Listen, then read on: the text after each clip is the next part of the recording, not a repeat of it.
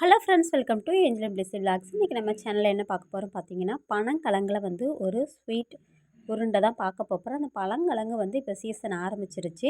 இந்த பழங்கிழங்குல அதிகப்படியான சத்துக்கள் இருக்குது. அதனால் இது சீசன் டைமில் இப்போ ஆரம்பித்ததுனால இந்த டைம்லேயே இதை நம்ம எடுத்து யூஸ் பண்ணி இதில் இருக்கிற சத்துக்களை நம்ம உபயோகித்து கொள்ளலாம்.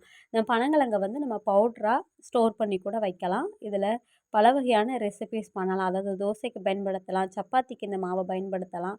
அது மட்டும் இல்லாமல் இதில் கூழ் செய்யலாம், புட்டு செய்யலாம், இடித்து சாப்பிட்லாம், இல்லை அப்படியே பச்சையாக சாப்பிட்லாம். பல வகையில் இதை நம்ம பயன்படுத்தலாம். இன்றைக்கி நாம் இந்த பனங்கிழங்கை வச்சு நம்ம ஒரு இனிப்பு உருண்டை தான் பண்ணுறோம். அதுக்கு முன்னாடி இந்த பனங்கிழங்குல என்னென்ன நன்மைகள் நிறைந்து காணப்படுது அப்படிங்கிறத நாம் ஃபஸ்ட்டு வீடியோவில் பார்த்துடலாம். இது வரைக்கும் நம்ம சேனலை சப்ஸ்கிரைப் பண்ணாதவங்க மறக்காமல் சப்ஸ்கிரைப் பண்ணிவிட்டு வீடியோக்குள்ளே தொடர்ந்து பாருங்கள்.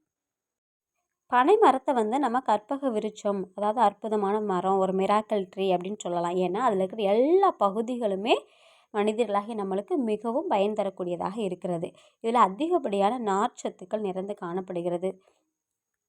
குறிப்பாக பார்த்திங்கன்னா சர்க்கரை நோயாளிகளை என்னென்னு பார்த்திங்கன்னா கிழங்கு வகைகளை அவ்வளோ எடுக்கக்கூடாதுன்னு சொல்லுவாங்க. ஆனால் பனங்கிழங்கை நம்ம இதை அளவாக எடுத்துக்கலாம். இதில் அது சத்துக்களே நிறைந்து காணப்படுது. அதனால் சர்க்கரை நோயாளி கூட இந்த கிழங்கை சாப்பிட்லாம். இதில் கலோரி அளவு கூட கம்மியாக இருக்குது. உடல் எடையை சரி சமமாக வச்சுருக்கணும், மெயின்டெனன்ஸ் பண்ணணும்னு நினைக்கிறவங்க இந்த பனங்கிழங்கை உணவில் சேர்த்துட்டு வரலாம்.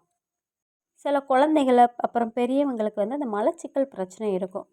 அப்படிப்பட்டவங்க இந்த பனங்கிழங்கை நம்ம உணவில் குழந்தைகளுக்காக இருந்தாலும் சரி, பெரியவங்களுக்காக இருந்தாலும் சரி இதை கொடுக்கலாம். கொடுக்கும்போது மலச்சிக்கல் பிரச்சனை சரியாயிடும். இதில் இருக்கிற நார்ச்சத்துக்கள் மலச்சிக்கல் பிரச்சனை வராமல் இதை பாதுகாக்கிறது. மேலும் உடல் சூடு பிரச்சனை இருக்கிறவங்க இந்த பனங்களை சாப்பிட்டு வரலாம். இது உடலுக்கு குளிர்ச்சியை தரக்கூடியதாக இருக்குது.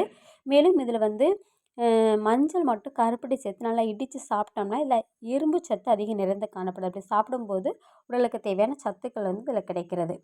அது மட்டும் இல்லாமல் செரிமான பிரச்சனை இருக்கிறவங்க, குடல் இயக்கம் சீராக இல்லாதவங்க கூட இந்த பனங்கிழங்கை சாப்பிட்டு வரலாம். அப்படிப்பட்டதான பிரச்சனைகள் சரியாயிடும். இதில் பொட்டாசியம், ஒமேகா, அப்புறம் இது எல்லாமே என்னென்னா இதயத்தில் அடைப்பு வராமல் இது தடுக்கிறது.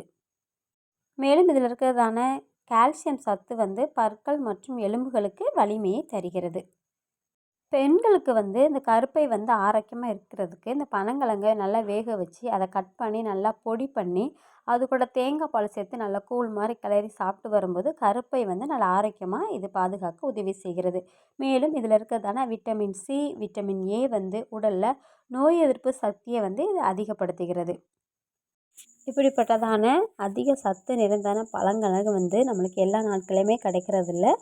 சீசன் டைம்களில் தான் நம்மளுக்கு கிடைக்கிறது. இப்படி கிடைக்கும்போது நம்ம இந்த பனங்கிழங்கை நல்லா வேக வச்சுட்டு இதே போல் நாரில் இருக்கிற தும்பெல்லாம் விலக்கி எடுத்து நம்ம பொடியாக கட் பண்ணிவிட்டு நல்லா மிக்ஸி ஜாரில் போட்டு நல்லா அரைச்சி எடுத்துக்கணும். எடுத்துகிட்டு நம்ம சாப்பிட்லாம். உடனே சாப்பிடாத இப்படி பண்ணிக்கலாம். அப்படி இல்லை நம்ம ஸ்டோர் பண்ணி வைக்கணும்னா இது நிழல்லையே நல்லா காய வச்சுட்டு நல்லா பிசுபிசுப்பு தன்மை இல்லாத அளவுக்கு அது நல்லா காஞ்சிடணும். காஞ்சதுக்கப்புறமா அதை நம்ம பவுட்ரு பண்ணி ஸ்டோர் பண்ணி வச்சுட்டு அப்பப்போ அது கூலாகவோ மற்றபடி நம்ம உணவில் எடுத்துக்கலாம். இப்படிப்பட்ட கிழங்கை நம்ம பவுட்ரு பண்ணிவிட்டு அரிசி மாவோட சேர்த்து புட்டாக கூட அவிச்சு சாப்பிட்லாம். நாட்டு சக்கரை சேர்த்து ரொம்ப நல்லாயிருக்கும். இப்போ நான் கிழங்கை இப்படி பொடி பொடியாக தும்பு இல்லாமல் கட் பண்ணி எடுத்துட்டேன். பாதி குழந்தைங்க சும்மாவே சாப்பிட்டுட்டாங்க. மிச்சம் இருந்த கிழங்கை தான் நான் இப்போ கட் பண்ணி உருண்டை செய்கிறதுக்காக கட் பண்ணி எடுத்துக்கிட்டு இருக்கேன்.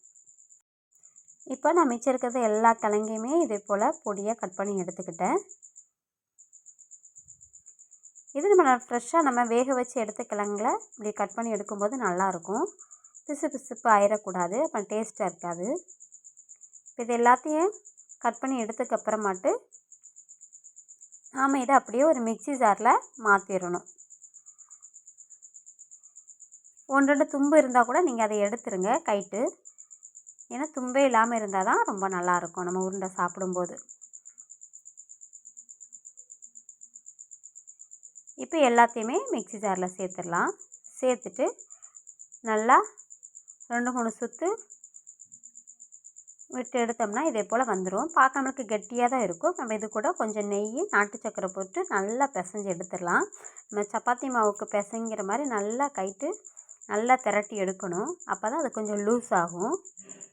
இப்போது நாட்டு சக்கரை சேர்த்துட்டு கொஞ்சம் நெய்யும் சேர்த்து அப்படியே நம்ம பிசைஞ்சு எடுத்துடலாம். பிசைய அது நல்லா சாஃப்டாயிரும், நல்லா பஞ்சு மாதிரி ஆயிரும். நம்மளுக்கு இந்த பன்னீர்லாம் செஞ்சால் எப்படி வரும் வீட்டில் நல்லா சாஃப்டாக மெதுன்னு அந்த மாதிரி நம்மளுக்கு வந்துடும். இப்போ பொடி பொடி உருண்டைகளாக நம்ம உருண்டை பிடிச்சி எடுத்து வச்சிடலாம். இதே பிள்ளைங்க விளாண்டுட்டு இருக்கும்போதே ஒவ்வொரு உருண்டையாக எடுத்து சாப்பிட்ருவாங்க. கடைசியாக மேலே நாட்டு சர்க்கரை தூவி நல்லா பெரட்டி விட்டுறணும். நல்லா சாஃப்டாயிட்டு இதே போல் ஸ்நாக்ஸ் உங்கள் வீட்டில் ட்ரை பண்ணி பாருங்கள். இந்த வீடியோ பிடிச்சிருச்சா லைக் பண்ணுங்கள். தொடர்ந்து அடுத்த வீடியோ சந்திப்போம். நன்றி, வணக்கம்.